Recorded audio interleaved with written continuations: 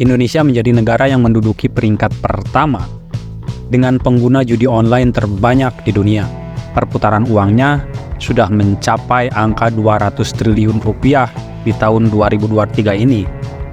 Dengan pengguna 2,7 juta orang dan 77% pengguna judi online di Indonesia bermain dengan modal di bawah 100.000. Itu menggambarkan bahwa pengguna judi online di Indonesia adalah masyarakat yang berada di tingkat bawah.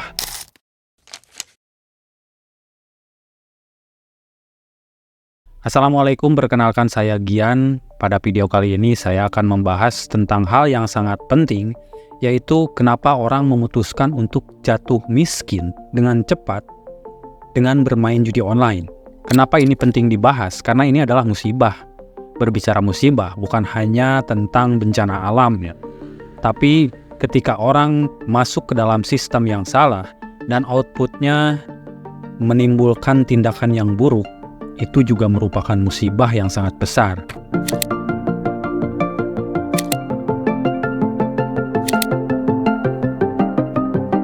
Pembahasan kali ini diawali dengan kenapa orang memutuskan untuk bermain judi online. Apa yang menarik orang untuk bermain judi online?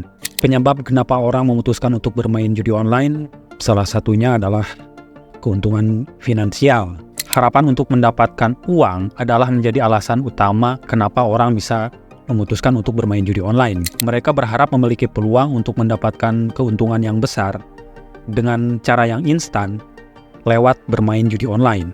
Sangat manusiawi ya. Walaupun sebagian dari mereka tahu dan sadar bahwa mereka sedang berhadapan dengan sistem yang sudah diatur. Mereka tahu dan sadar bahwa permainan judi online ini sudah diatur oleh bandar yang sama-sama sedang mencari keuntungan dari mereka.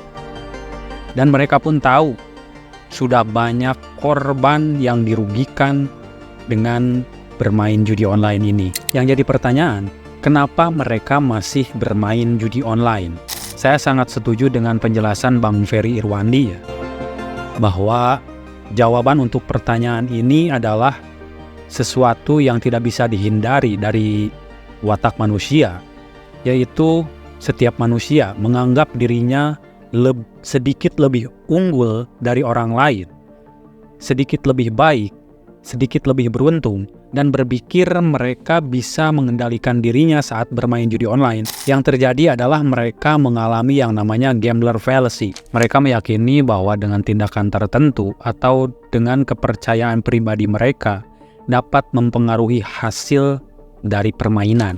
Contoh kasus, seseorang yang bermain judi slot mungkin percaya dengan terus-menerus memutar mesin slot dan menemukan pola tertentu atau bermain di waktu tertentu, akan lebih mungkin mereka mendapatkan jackpot. Walaupun sebenarnya hasil dari permainan judi slot ini ditentukan oleh generator angka acak yang sudah disetting, tidak ditentukan oleh tindakan pemain. Dan ya, lagi-lagi pikiran mereka yang bisa mengontrol diri dan bisa menguasai permainan dalam bermain judi itu hanya sebuah ilusi yang muncul dari kesalahan berpikir mereka.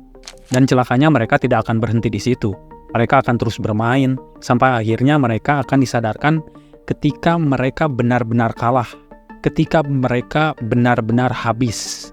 Karena yang menjadi acuan penjudi untuk berhenti bermain judi bukan saat dia menang, tetapi saat dia kalah, saat dia benar-benar habis.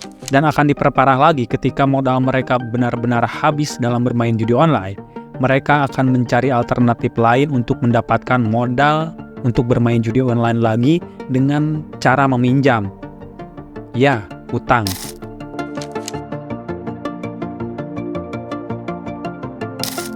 Dan alasan lain kenapa orang memutuskan untuk bermain judi online adalah faktor sosial dan interaksi. Lingkungan ini sangat penting. Jika di lingkungan kita banyak orang yang bermain judi online, itu menandakan bahwa di lingkungan kita sangat kurang sekali edukasi tentang judi online. Dan kalau kita hanya diam dan menganggap ini hal yang biasa saja, tidak menutup kemungkinan orang-orang terdekat kita atau keluarga kita bahkan anak-anak kita bisa menjadi bagian korban dari perjudian online. Karena untuk sebagian orang, perjudian online ini digunakan sebagai validasi sosial. Mungkin mereka mencari pengakuan atau penghargaan dari teman-temannya atau dari orang-orang di sekitar ketika mereka mencapai kemenangan atau prestasi dalam perjudian. Karena tidak sedikit orang tertarik bermain judi karena mendengar cerita kemenangan dari orang lain. Dan yang tidak mereka sadari adalah mereka hanya mendengar kemenangannya saja, tanpa mencari tahu sudah berapa banyak mengalami kekalahan. Ini benar-benar penyakit yang kalau dibiarkan ini akan semakin membesar. Jangan berpikir ini hal yang biasa. Dan jangan berpikir ini hanya kenakalan sementara yang nantinya akan hilang dengan sendirinya. Karena tidak sedikit orang nekat mencuri akibat kalah judi online. Ada yang keluarganya berantakan, hutangnya semakin menumpuk, bahkan ada yang mengakhiri hidupnya akibat kalah judi online dan hutang yang semakin besar. Ini sangat ngeri sih. Itu karenanya kita harus berperan aktif dalam mengedukasi masyarakat tentang bahaya judi online ini. Ya minimalnya untuk orang-orang terdekat kita lah, supaya mereka tidak terjerumus ke dalam lingkaran perjudian online ini. Jangan berpikir kita tidak akan didengar karena kita bukan siapa-siapa. Di sini pun saya bukan siapa-siapa ya. Saya bukan tokoh masyarakat, apalagi influencer. Tapi saya yakin dan saya percaya jika semakin banyak orang yang menyuarakan tentang edukasi bahaya judi online ini, maka sedikitnya mereka akan terpengaruh. Pola pikir mereka akan terpengaruh tentang perjudian online ini.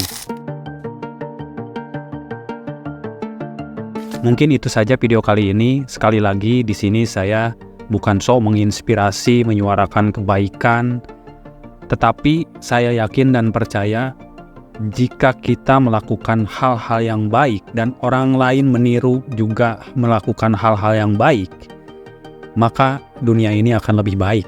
Jika ada masukan tentang apa yang kita bahas di video ini, silahkan tinggalkan di komentar. Terima kasih sudah menonton. Saya Gian, sampai jumpa di video selanjutnya.